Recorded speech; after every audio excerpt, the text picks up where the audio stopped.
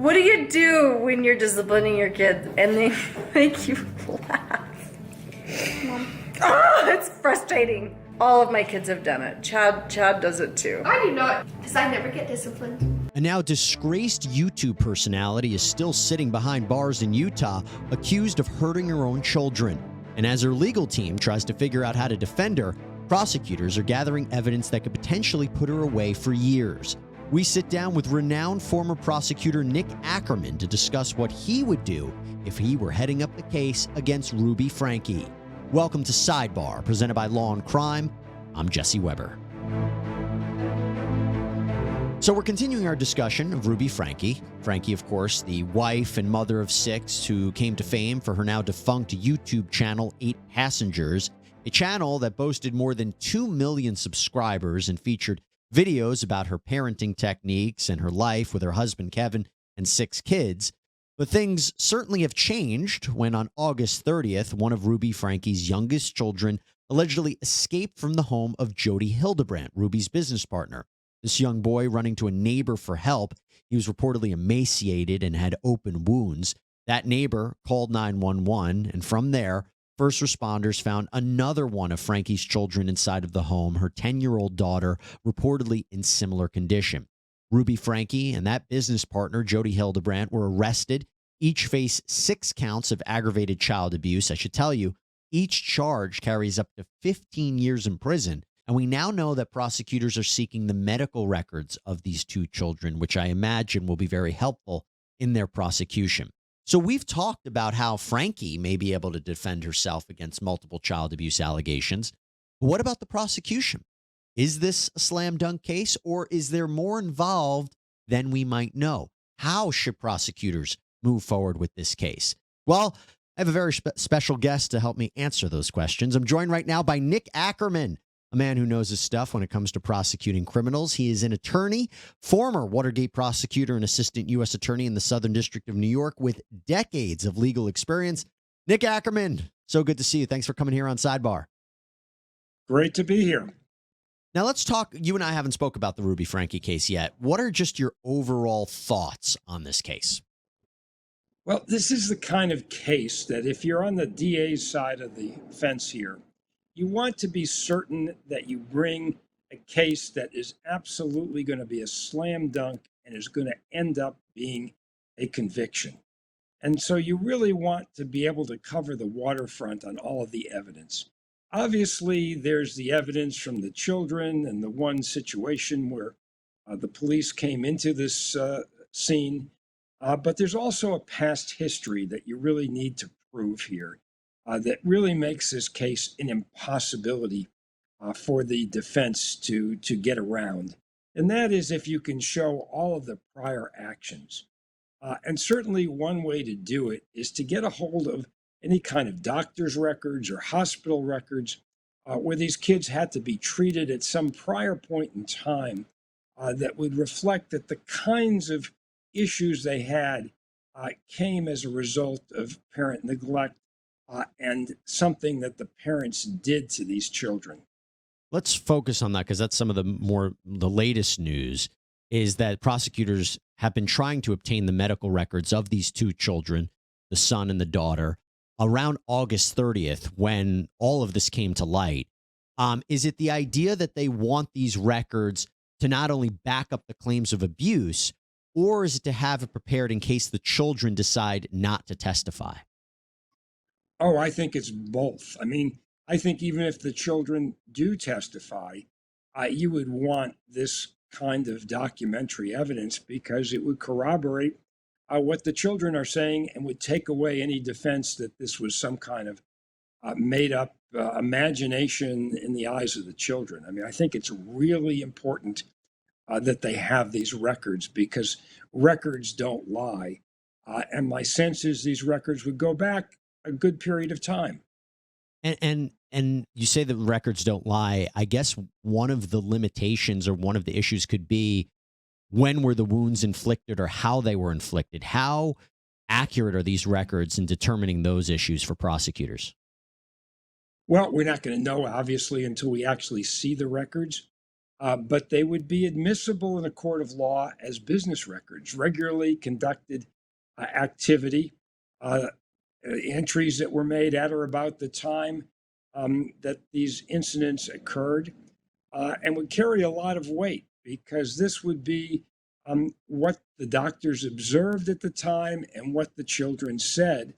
All of that normally might be considered hearsay, but would be admissible under the business record exception. I was thinking, should we go into this? And then I was like, do the listeners want to get into hearsay?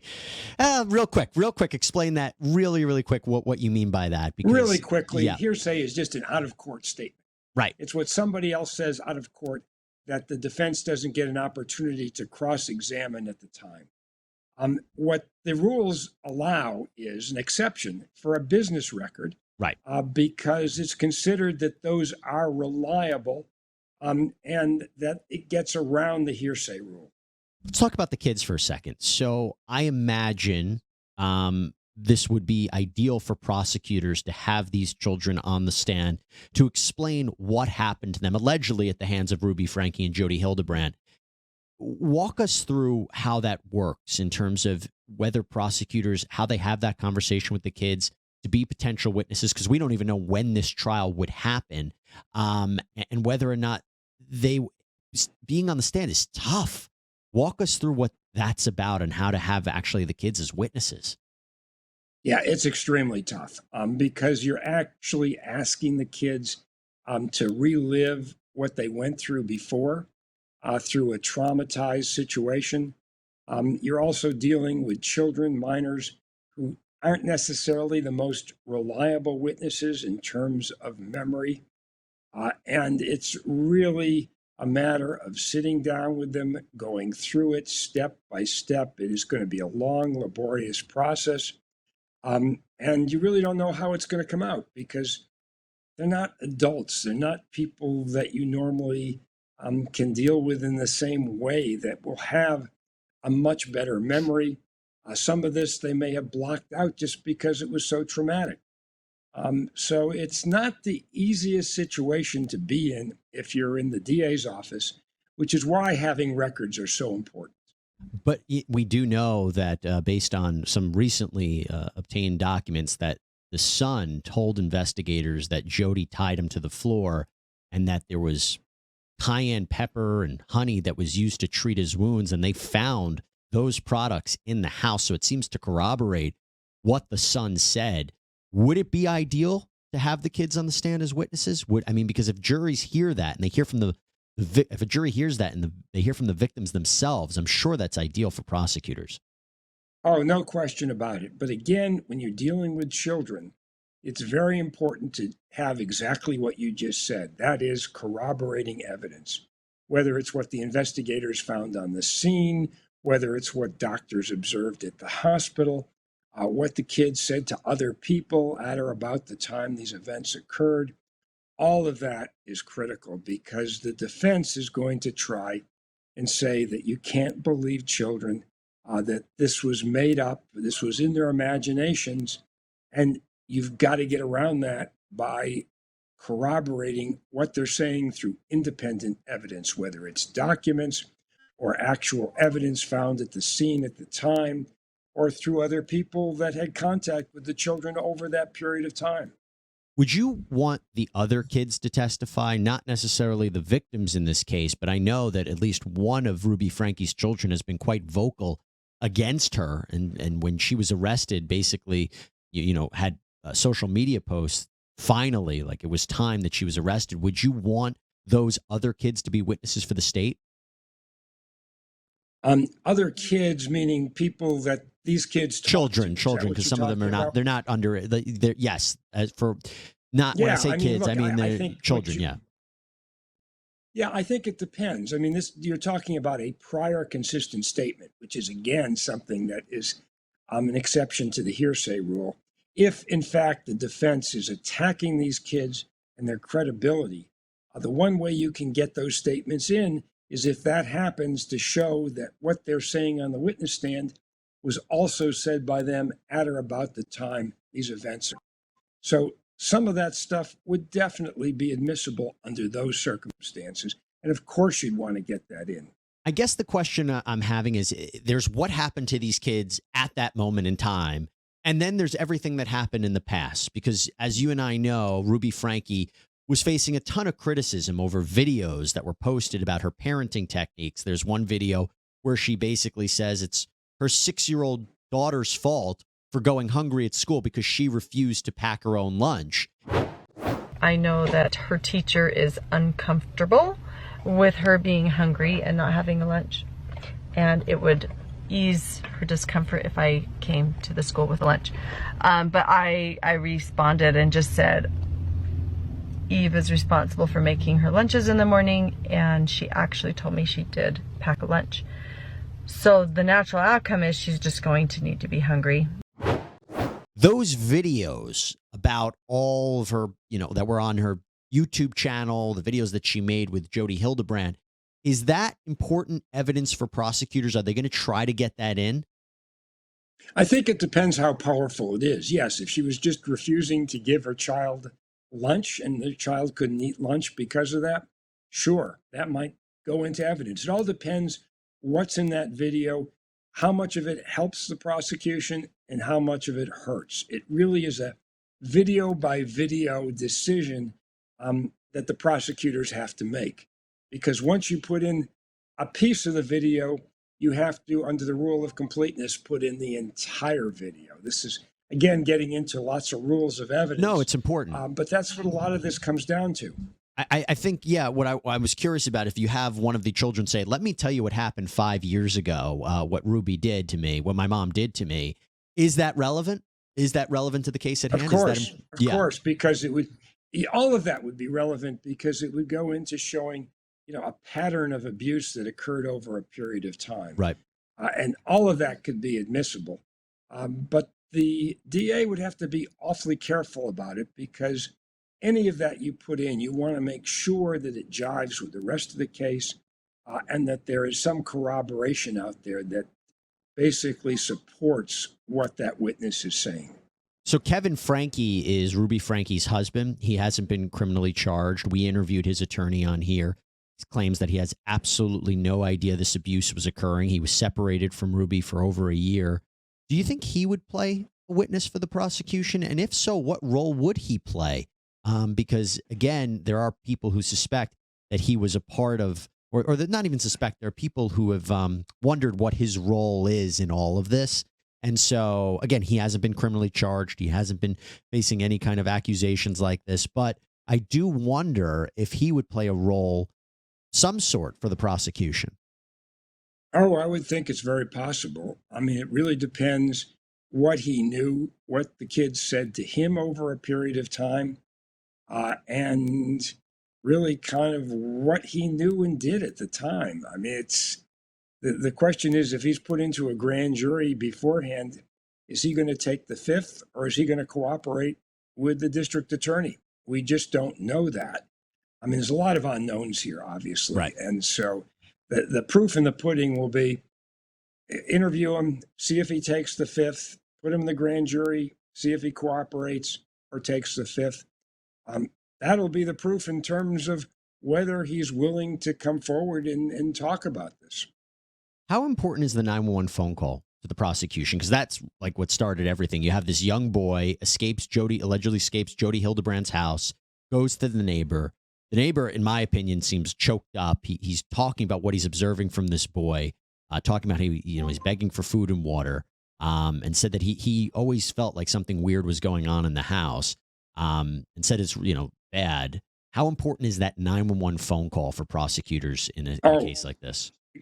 Extremely important. Again, this goes to it being a prior consistent statement. I mean, he would testify all of this. The moment the defense tried to impugn his credibility, that 911 call would come in a nanosecond. So it's extremely important. And it really puts the defense in a bind, because if you start going after the child witness, the prosecution will immediately be able to put in that 911 recording. I wanted to talk to you about the charges themselves, these 6 counts of aggravated child abuse. They're quite broad in terms of what abuse constitutes. You have it has to be some sort of injury, but then it could be an injury that causes, or constitutes torture or malnourishment or that causes a severe developmental delay. And the fact that they are so broad, that's helpful for prosecutors, I imagine. I mean, I guess it doesn't mean necessarily that a jury would say every instance of this is aggravated child abuse, but I imagine the more broad it is beneficial to prosecutors. Well, sure. But again, it all depends on the facts that the prosecution prove. The more they can show that this was what everybody would consider to be child abuse, is extremely helpful to the prosecution and harmful to the defense. And it would seem to me that you would not try and bring something in that is just borderline. It sounds like what's being alleged here and the facts here are pretty over the top. And there shouldn't be any question that if proven, that this would constitute child abuse. And just going back to the language, they talk about how child abuse is if the defendant, so let's say Ruby, intentionally or knowingly inflicted upon a child a serious physical injury. Then it says, or caused or permitted another to inflict serious physical injury upon the child. So that idea of Ruby placing the blame at Jodi or Jodi placing the blame at Ruby, when again, I think police said that they had filmed a video together 2 days before all this happened. So how would you not know about the abuse in that home? That idea of either one of them putting the blame on the other, how as a prosecutor would you fight against that? Well, you really couldn't do it because under the statute, it still shows that one knows knowledge about what's going on. They're both the parents. So it really puts them in a bind that they can't be in a position to put the blame on the other. Their only position can be it didn't happen. And that really puts them in a pretty strict bind here, considering what the evidence appears to be. They can't argue that it's not abuse. I mean, maybe that's what they would say, is that nothing they did to them was abuse. I know there's been talk about, well, you know, if there was cayenne pepper and honey can be used to treat wounds, but then I'm saying, well, why were the wounds there in the first place? Is their best avenue to say it's not abuse and try to convince a jury of that? And how would you say it is abuse? Well, it all comes down to a factual question of showing how it was abuse, how certain items were kept from them, how harm was inflicted upon them. It really comes down to what does all the evidence show, and the jury has to determine, was this abuse or was it not abuse? That is the key question for the jury here, and that'll be part of the factual basis that's going to be fought out in front of court if they should decide to actually contest this in a trial. If you went to trial, if you were prosecuting this case, what would you say in an opening statement, first thing the jury hears about everything?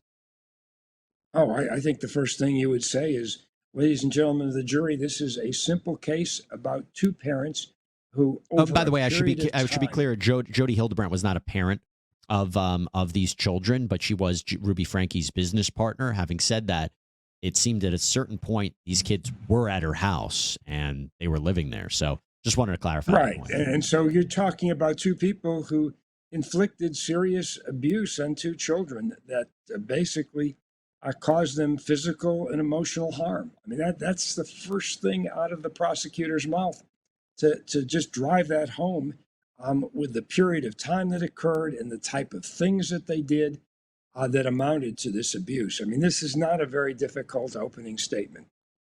Would you focus a lot on the actual injuries and what these children went through? Absolutely. That's what you would focus on for sure, because that's what would hit home with the jury. I mean, everybody in the jury was either a child at some point or they have children. And what you'd want to do is bring that emotional appeal to them right out of the box. By the way, what kind of jury would you want in a case like this? To pick, I mean, if I were the prosecutor, I think I'd look for people that that have kids. I think that would be an important thing. People that can identify with this, the heinousness of this kind of act and what they did. I mean, I think that's what you'd be looking for. There aren't too many people you'd wind up putting off a jury like this. I mean, it's the more you can get people who actually have had children of their own and have brought up children, they're going to appreciate what is abuse and what isn't. How strong do you think the case against Jodi Hildebrandt and Ruby Franke is? It appears to be pretty strong based on just what happened with their children and what they've said and what was found, at the scene of the crime, basically, and what these children are saying. I think it seems like the kind of case where I don't see either of these people going to trial on it. I just don't see how you could risk being convicted when you might be able to make some kind of a deal with the prosecution. Let me just circle back to one last thing. Obviously, we're hearing reports about what the 12-year-old boy has said to law enforcement. But let's say these children decide to no longer cooperate for a number of different reasons. They say, we don't want to talk about this anymore. I don't remember what happened. Blacked it out. If you don't have their testimony, if you don't have their account, how difficult is it to prove these cases? Because I will tell you, one of the aggravated abuse charges says that, any of this physical injury includes any combination of two or more physical injuries inflicted by the same person, either at the same time or on a different occasion. And if you don't have, necessarily medical records that can talk about what happened 3 weeks before or a month before, it feels like it all comes down to the word of these two children. And if you don't have the cooperation of these children, how difficult is it to prove this case against both women? I guess it depends what the hospital records show. Right. I think that's really the answer here. But yes, it does make it more difficult. Now, whether it makes it impossible is a totally different issue, and that would depend on what you have in terms of hospital records, what neighbors might have observed or seen. It really depends on the rest of the evidence, but it does make it more difficult for sure. Nick Akerman, thanks so much for coming here on Sidebar, breaking this down for us. We really do appreciate it because we do want to present both sides. We talked about what a potential defense could be. Now we hear what a potential prosecution could be like. Appreciate it, sir. Okay, thank you. All right, everybody, that's all we have for you here on Sidebar. Thank you so much for joining us. Please subscribe on Apple Podcasts, Spotify, YouTube, wherever you get your podcasts. I'm Jesse Weber. Speak to you next time.